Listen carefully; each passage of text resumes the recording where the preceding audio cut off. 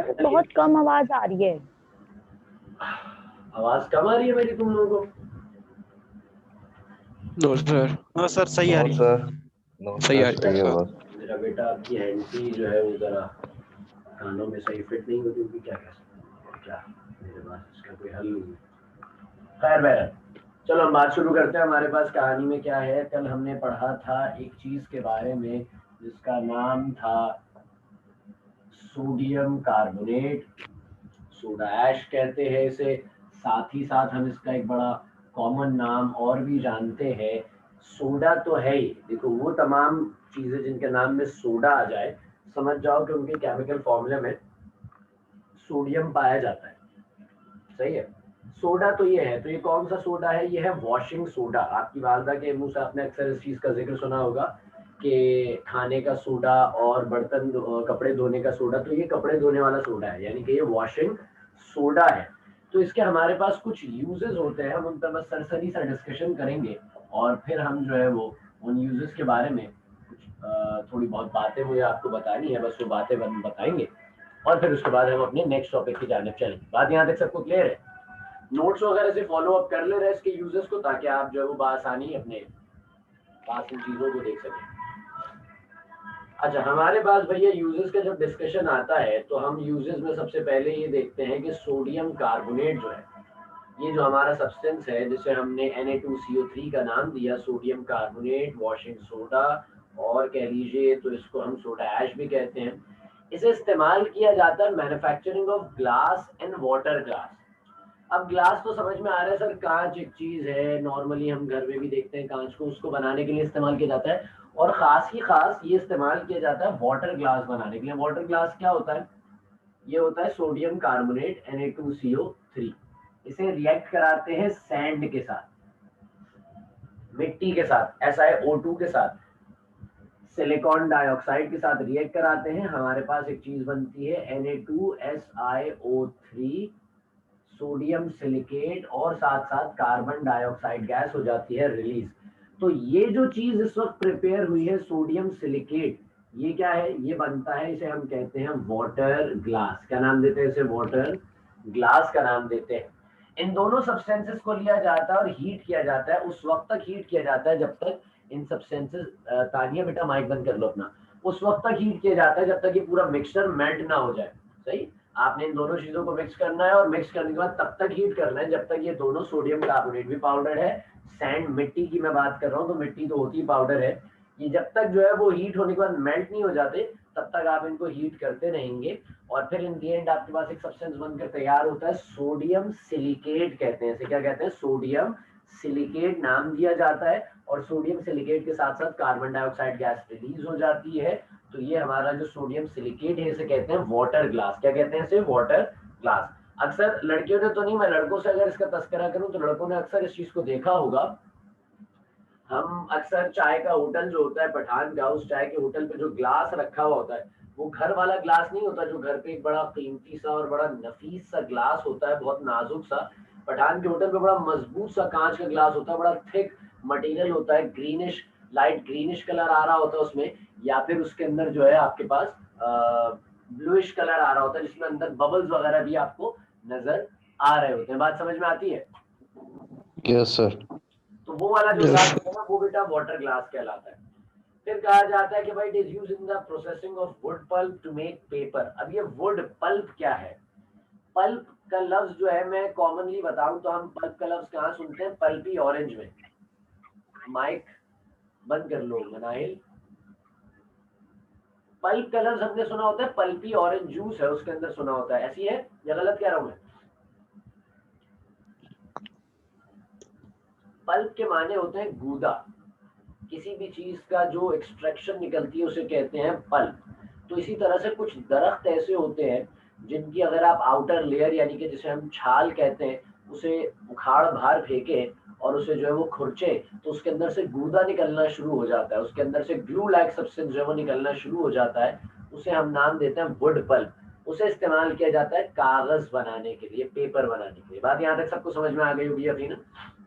फिर कहा जाता है yes sir. Soap detergents as it is a washing agent. मैंने कहा ये वॉशिंग सोडा है, ये क्या है, वॉशिंग सोडा, ये आप खा नहीं सकते, ये वॉशिंग सोडा है।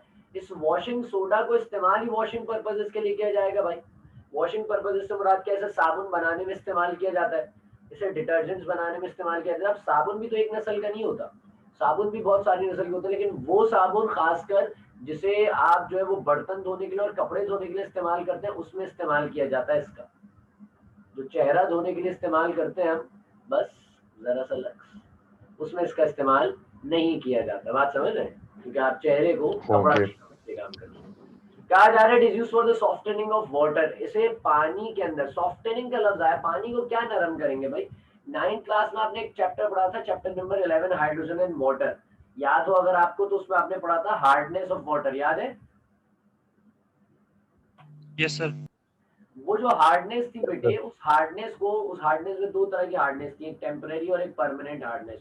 तो वो जो परमानेंट हार्डनेस थी ना, उस परमानेंट हार्डनेस को हासिल रिमूव करने के लिए आप इस्तेमाल करते हैं सोडियम कार्बोनेट का। बात यहाँ तक सबको समझ में आ गई? Yes, sir. कोई ऐसा जो कहे कि सर मेरे नोट्स में कोई एक्स्ट्रा एक आध पॉइंट लिखा हुआ है, वो भी मुझे बता दे, तो मुझे पूछ लो जल्दी से। कोई ऐसा तो नहीं है कि सर हमारे नोट्स में एक आध पॉइंट लिखा हुआ है जो आपने नहीं बताया, तो वो पॉइंट मुझसे डिस्कस कर सकते हैं।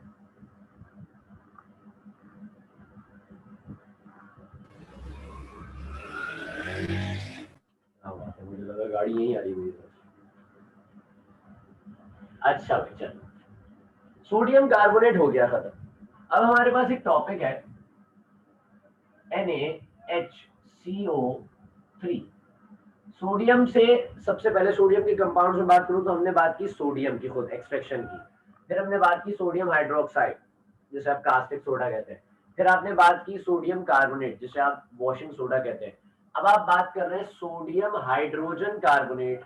HCO3 के दो नाम होते हैं, इसे बाय कार्बोनेट भी कहते हैं और इसी को हाइड्रोजन कार्बोनेट भी कहते हैं। बात समझ में आ गई? तो सोडियम हाइड्रोजन कार्बोनेट या सोडियम बाइकार्बोनेट की बात कर रहे हैं। पहले बात की सोडियम की, फिर आपने बात की किस चीज की, कास्टिक सोडा की, फिर आपने बात की अपने पास वॉशिंग सोडा की, और अब जिसकी बात हम करने जा रहे हैं ये है बेकिंग सोडा। ये क्या है? बेकिंग सोडा है। ये बात यहां तक समझते हैं आप मेरी? Yes, sir.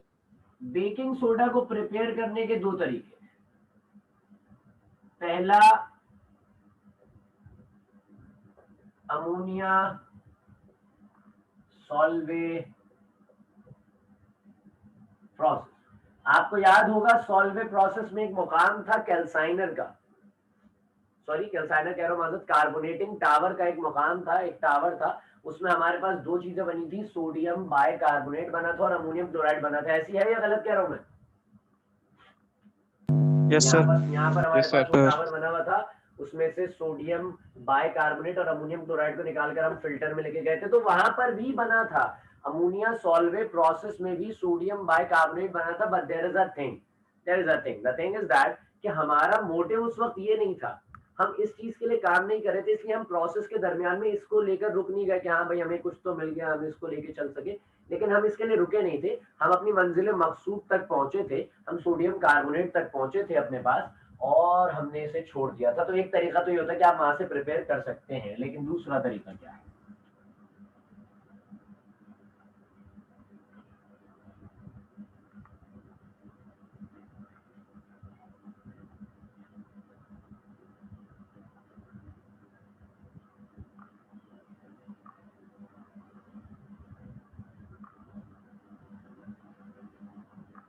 By the saturated solution of sodium carbonate. अब आपने सोडियम कार्बोनेट का एक सॉल्यूशन बना लिया है। खासकर मैं इसे ये कहूं कि हमारे पास ये जो सॉल्यूशन है, इस सॉल्यूशन में हमारे पास एक रिएक्शन हमने लिखना है, और ये जो रिएक्शन हमें लिखना है, ये रिएक्शन कुछ जाना पहचाना सा होगा। आइए जरा देख लेते हैं रिएक्शन। हमने लिखा Na2CO3, क्या मौजूद है इसके साथ? इसके साथ मौजूद है वाटर H2O। एक और चीज होगी by the saturated solution of sodium carbonate. अब करते क्या है, when the carbon dioxide gas is bubbled in, when the carbon dioxide gas is bubbled in into the saturated solution of sodium carbonate. ये तो बन गया saturated solution of sodium carbonate, sodium carbonate Na2CO3 बनाना है sodium bicarbonate. आओ देखते हैं।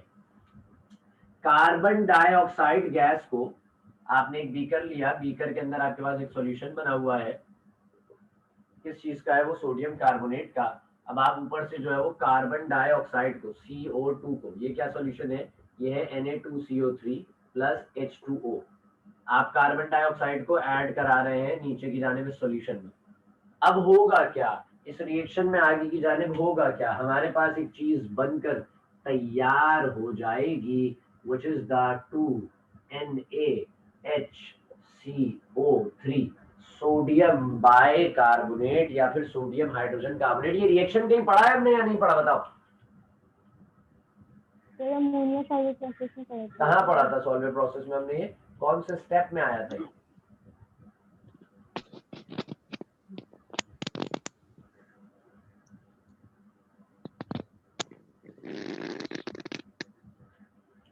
भैया तुम लोग को क्या मसाइल है मेरा बेटा, माइक बंद कर लिया करो, जो भी करना है माइक बंद करके कर लो। कहाँ पढ़ा था, कोई बताएगा? ये रिएक्शन हमने सॉल्वे प्रोसेस में, एक जवाब आया कि सर हमने सॉल्वे प्रोसेस में पढ़ा था, तो सॉल्वे प्रोसेस में किस जगह पढ़ा था हमने ये इक्वेशन कौन से चेम्बर की इक्वेशन है? किसी को भी नहीं पता? तुम लोगों ने कल मेरे साथ साथ कॉपी किया था काम?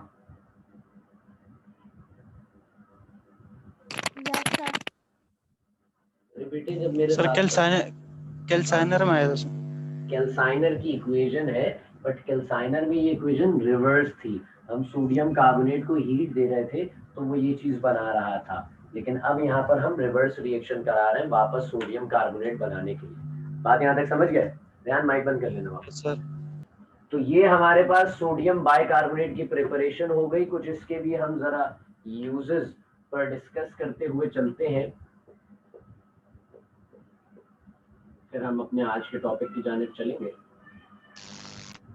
अब इसके जो चंद, हाँ बेटा बोलो।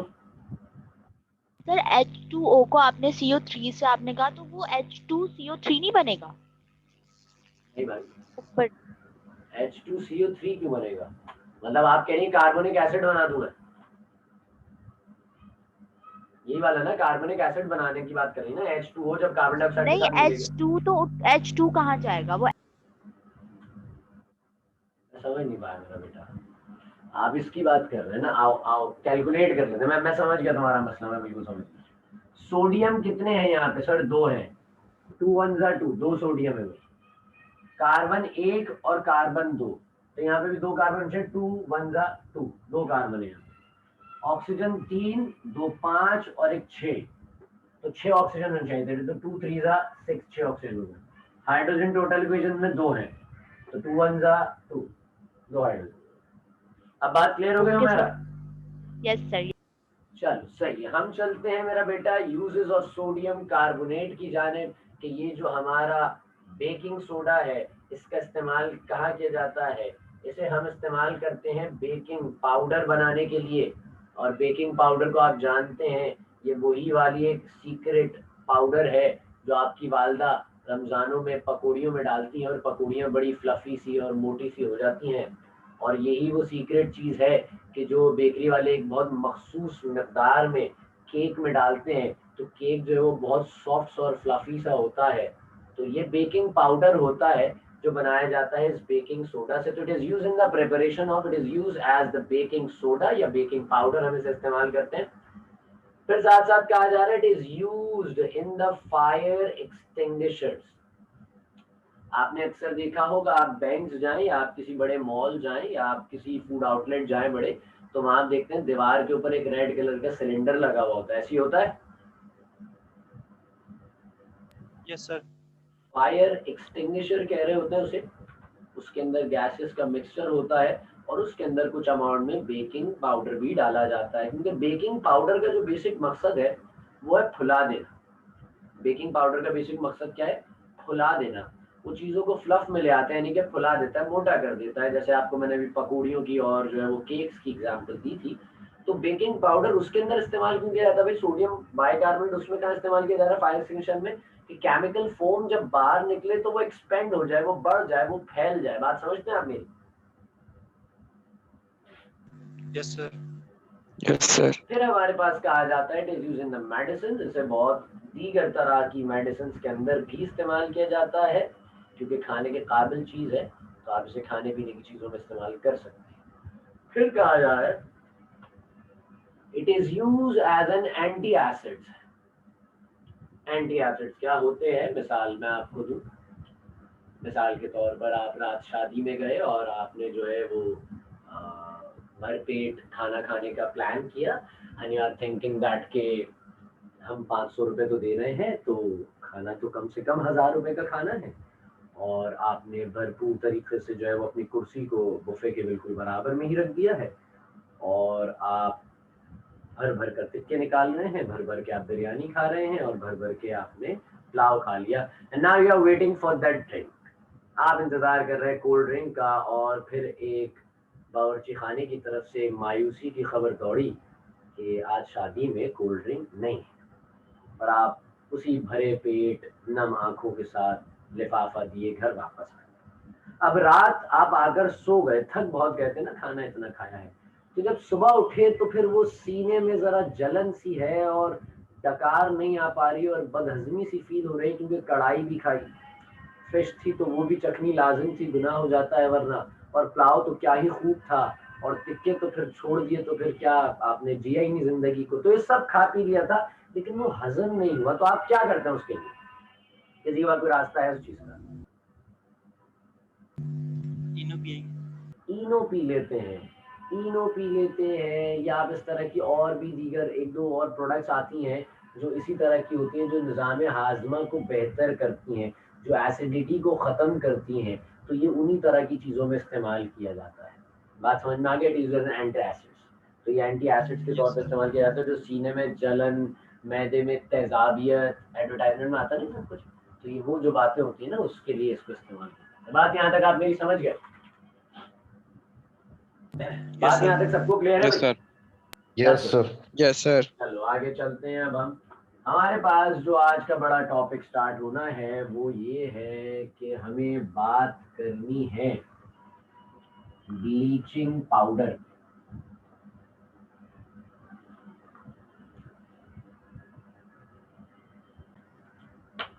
हम चलते हैं अपने टॉपिक की जानिब। हमारा टॉपिक है ब्लीचिंग पाउडर। अब चूंकि सोडियम के कंपाउंड्स खत्म हो गए हैं, तो अब हमारे पास ग्रुप नंबर 1 के अंदर कोई ऐसा एलिमेंट है नहीं जिसके कंपाउंड बहुत ज्यादा कमर्शियली इंपॉर्टेंट हो, तो अब हम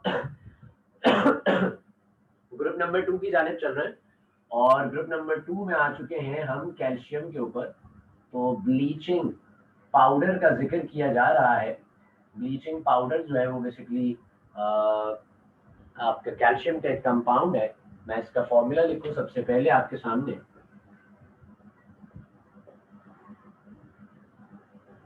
ये इसका फॉर्मूला है CaOCl और Cl, इसके दो अलग अलग नाम हैं।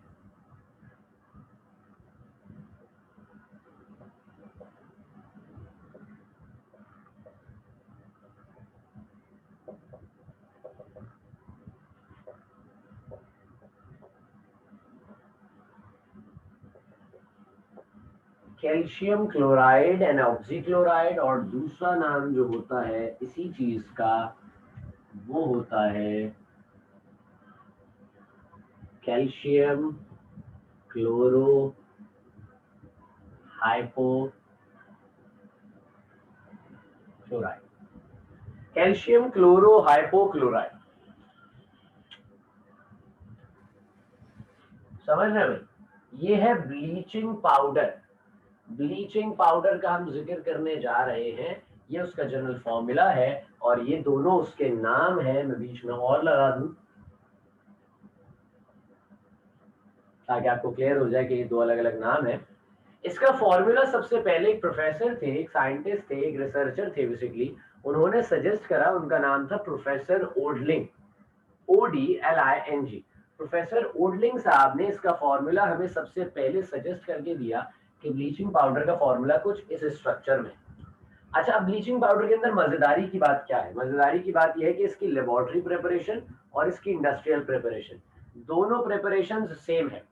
दोनों प्रिपरेशन कैसी हैं? सेम है। मतलब मिसाल, दोनों में रिएक्शन सेम है, प्रोसेस का जो पैटर्न है, जो पाथवे है, जिस जो है वो आप तरीक़ेकार है, वो डिफरेंट है। क्योंकि हम जानते हैं लेबोरेटरी प्रिपरेशन हमेशा कम अमाउंट के लिए की जाती है और इंडस्ट्रियल प्रिपरेशन जो है वो एक लार्ज अमाउंट में किसी भी चीज को हासिल करने के लिए हम करते हैं। खैर, सबसे पहले हम बात करेंगे इसकी लेबोरेटरी प्रिपरेशन पर।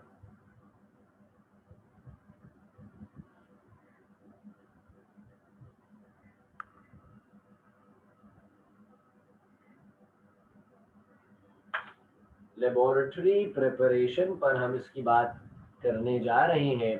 और लेबोरेटरी प्रिपरेशन में होता क्या है कि हम अपने पास रखते हैं कैल्शियम हाइड्रोक्साइड को, लाइम वाटर जिसे हम कहते हैं, और इसे रिएक्ट कराते हैं क्लोरीन गैस के साथ। और फिर हमारे पास रिएक्शन के थ्रू जो चीज़ बनकर तैयार होती है, इसे लिखने का तरीका CaOCl2 भी है, और साथ साथ वाटर आपका सेपरेट आउट हो जाता है। ये तो एक जनरल सा रिएक्शन है। When the calcium hydroxide is reacted with the chlorine gas, this generate the calcium chlorohypochloride, bracket में आ गया ब्लीचिंग पाउडर, एंड वाटर। आओ समझते हैं कि रिएक्शन में हुआ क्या था। ये कैल्शियम के साथ, एक कैल्शियम के साथ, सॉरी मादर 2 लगाना मैं भूल गया, CaOH ब्रैकेट आउट 2 था। एक कैल्शियम के साथ 2 हाइड्रोक्साइड्स जुड़े हुए हैं। एक कैल्शियम के साथ कितने हाइड्रोक्साइड जुड़े हुए हैं? 2 हाइड्रोक्साइड जुड़े हुए हैं एक कैल्शियम के साथ। साथ साथ यहाँ पर 2 क्लोरीन अटैच्ड है आपस में ही, सिंगल कोवेलेंट बॉन्ड के थ्रू। रिएक्शन आगे की जानिब जब बढ़ा तो यहाँ से ये हाइड्रोजन और ये हाइड्रोक्साइड दोनों चीजें रिलीज हो गई। ये दोनों चीजें यहाँ से सेपरेट आउट हो गई, और जब ये सेपरेट हुए तो क्या बचा? हमारे पास बचा एक H पॉजिटिव, एक H बचा, पॉजिटिव नहीं लगा रहा में, और OH बचा। तो H और OH क्या होता है? वाटर। और साथ साथ जो 2 क्लोरीन यहाँ मौजूद थे, ये पहुंच गए वापस अपनी इन जगहों पर। ये अपनी इन जगहों पर पहुंचे तो इनके पास फॉर्मूला क्या बना? कैल्शियम का ऑक्सी लगा हुआ था, क्लोराइड लगा, और यहाँ क्लोरीन। बात यहाँ तक आप मेरी समझ गए? Yes, Yes, sir. sir. आओ जरा थोड़ा सा इसे आइंस की फॉर्म में समझो। आइंस क्या बनता है? मैं इस लाइन को इरेज करूं, क्योंकि देखो एक बात सिंपल सी है बेटे, कि केमिस्ट्री के अंदर कोई भी चीज जब टूटती है, कोई कंपाउंड जब टूटता है, तो वो आइंस की फॉर्म में टूट रहा होता है। 2 ही तरह के नेचर्स होते हैं, या तो आयनिक या फिर कोवलेंट नेचर होता है, और मेजॉरिटी सब्सटेंसेस टूटते ही आइंस की फॉर्म में। तो यहाँ पर क्या है कि ये कैल्शियम पर चार्ज था पॉजिटिव 2, यानी कि इसने अपने 2 इलेक्ट्रॉन्स लूज किए हुए और 2 हाइड्रोक्साइड्स ने गेन किए। ऐसे ही होता है या गलत कह रहा हूं मैं? कैल्शियम ग्रुप नंबर 2 का एलिमेंट है, पॉजिटिव 2 चार्ज रखता है अपने ऊपर, और 2 हाइड्रोक्साइड्स को अपने साथ इसने अटैच कर लिया है। अब अगर मैं एक OH के अंदर की बात करूं, अगर OH टूटता है आइंस की फॉर्म में, तो ये जो ऑक्सीजन था इसी की वजह से चार्ज था, इसमें पहले से एक नेगेटिव था, इस पे एक और नेगेटिव आ गया तो ये -2 हो गया। इसने इस हाइड्रोजन का इलेक्ट्रॉन भी छीन लिया, इस हाइड्रोजन का इलेक्ट्रॉन भी छीन लिया due to the higher electronegativity, और हाइड्रोजन पर चार्ज पॉजिटिव आ गया। यानी कि जब OH टूटेगा तो इसमें से भी क्या निकलेगा? H positive. क्या निकलेगा? H positive. Positive. समझ गए आप मेरी बात? तो ये डिस्क्रिमिनेशन जो है ऐसे हो गई कुछ इस अंदाज में कि यहाँ से हमारे पास से H पॉजिटिव टूटा, और यहाँ से इसने इस OH नेगेटिव को लिया। जब H पॉजिटिव टूटा, ऑक्सीजन ने इसको दगा दे दी, इसका इलेक्ट्रॉन छीन लिया, तो इस H पॉजिटिव ने कहा कि भाई मुझे नहीं रहना आपके साथ, माजरत। अब माजरत कहाँ है? आपका मिलाया हुआ नंबर इस वक्त जो है वो बंद हो चुका है। तब यहाँ पर मामला नाजुक हुए तो ये H पॉजिटिव यहाँ से निकला, और इस OH नेगेटिव के साथ जुड़कर OH नेगेटिव ने कहा भाई मेरे पास तो एक्स्ट्रा इलेक्ट्रॉन है, मैंने तो कैल्शियम का एक इलेक्ट्रॉन गेन किया हुआ है। तो इसने कहा मेरे पास तो कुछ नहीं है, मेरी जिंदगी का एक सहारा एक इलेक्ट्रॉन था, वो भी ऑक्सीजन ने छीन गया। तो उसने कहा क्यों रो रहे हो, हमारे साथ आ जाओ, और मिलाकर एक साथ। तो H पॉजिटिव और OH नेगेटिव। बात यहाँ तक आप मेरी समझते हैं?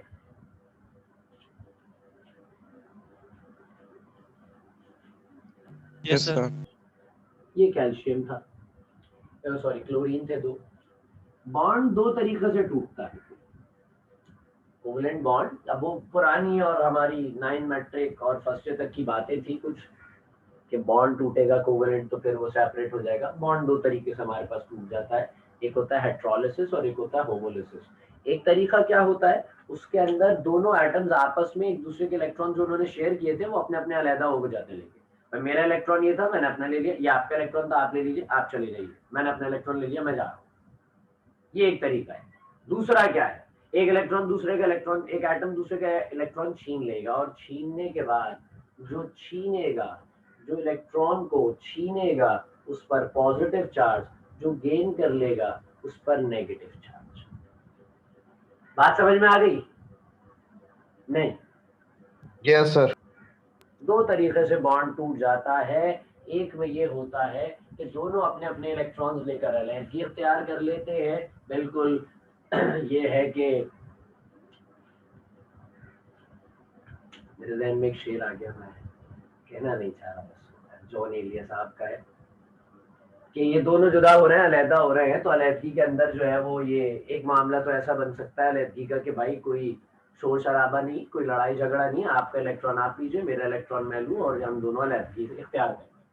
और फिर एक मामला क्या होता है, एक मामले के अंदर ये होता है कि एक जो जोर जबरदस्ती वाला होता है, वो जोर जबरदस्ती से एक एटम दूसरे एटम का इलेक्ट्रॉन छीन लेता है और वो छीनने के बाद यहाँ से एक एटम निकल जाता है। एक जिसका इलेक्ट्रॉन छीना गया वो पॉजिटिव और जिसका नहीं छीना गया वो नेगेटिव हो गया।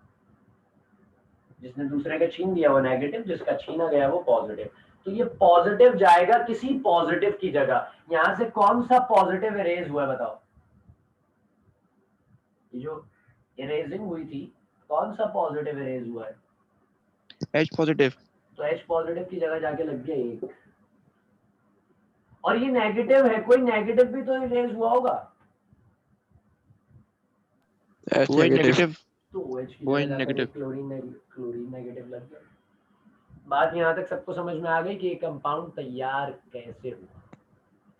Yes, sir. Yes, sir. ये तो हो Yes, गया sir. Chemically nature. फिजिकली क्या होता है? फिजिकली ये होता है कि ये स्लेग लाइम या लाइम वाटर, हमारे पास स्लेग लाइम जो होता है ये होता है, स्लेग लाइम को हम लाइम वाटर कह रहा हूँ, स्लेग लाइम जो हमारे पास है, इस स्लेग लाइम के अंदर हम क्लोरीन गैस को एब्जॉर्ब करा देते हैं। क्लोरीन कंप्लीटली इसके अंदर एब्जॉर्ब हो जाती है तो पानी इसमें से निकल जाता है बाहर, और ये ब्लीचिंग पाउडर हमारे पास व्हाइट कलर का पाउडर एक जनरेट हो जाता है। बात यहाँ तक सबको क्लियर हो गई? सर जो गेन करता है उस पे नेगेटिव चार्ज आता है, तो और किस पे आता है? ये सीरियसली ये बात ना करो बेटा, तुम सेकंड ईयर में, मुझे अफसोस हो जाएगा। नहीं, गेन करता है उस पे क्या चार्ज आता है? पॉजिटिव आता है मेरा, हाँ शायद, है ना? बोलो, भूल ही नहीं यार। Sorry sir. जो गेन करता है उस पर नेगेटिव चार्ज आता है, जो लूज करता है उस पर पॉजिटिव चार्ज आता है, क्योंकि लॉस ऑफ इलेक्ट्रॉन की वजह से प्रोटॉन्स की तादाद बढ़ जाती है, गेन ऑफ इलेक्ट्रॉन्स की वजह से इलेक्ट्रॉन्स की तादाद बढ़ जाती है। एटम ओवरऑल तो न्यूट्रल है क्योंकि इलेक्ट्रॉन्स और प्रोटॉन्स बराबर होते हैं, जो कि हमें बताया था सबसे पहले, किसने? रदरफोर्ड साहब ने बताया था, सही है। और प्रोटॉन की डिस्कवरी से पहले विगोर्स्की ने इसी के ऊपर रिसर्च की थी। तो एटम तो ओवरऑल न्यूट्रल है, सही है। तो जब कोई एटम इलेक्ट्रॉन गेन करता है तो इलेक्ट्रॉन्स की तादाद बढ़ गई, यानी कि नेगेटिव चार्ज ज्यादा हो गया, तो उसके ऊपर नेगेटिव चार्ज आ जाता है। जब कोई एटम इलेक्ट्रॉन लूज कर देता है तो उसके इलेक्ट्रॉन्स की तादाद जरा कम हो गई, प्रोटॉन्स की तादाद जो कि पहले बराबर थी अब इलेक्ट्रॉन्स कम हो गए, तो प्रोटॉन ज्यादा है तो पॉजिटिव चार्ज आ जाता है उस एटम, वो एक आयन बन जाता है। वो क्या बन जाता है? एक आयन। बात यहाँ तक सबको समझ में आ गई? Yes, sir. Yes, sir. कोई सवाल, कोई परेशानी, कोई ऐसी बात जो आपको समझ में नहीं आई?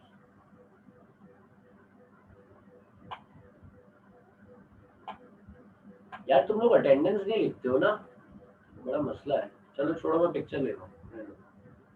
एक साहबजादी ने लिखी थी, अच्छी बात उन्होंने लिख दी थी।